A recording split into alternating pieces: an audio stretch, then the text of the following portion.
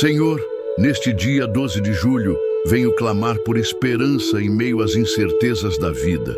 Ajuda-me a crer que dias melhores estão a caminho, mesmo quando tudo parece sombrio e incerto.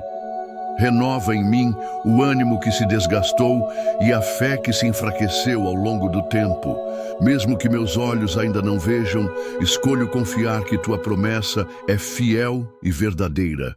Levanta-me com tua mão forte e me fortalece para encarar os desafios que estão por vir.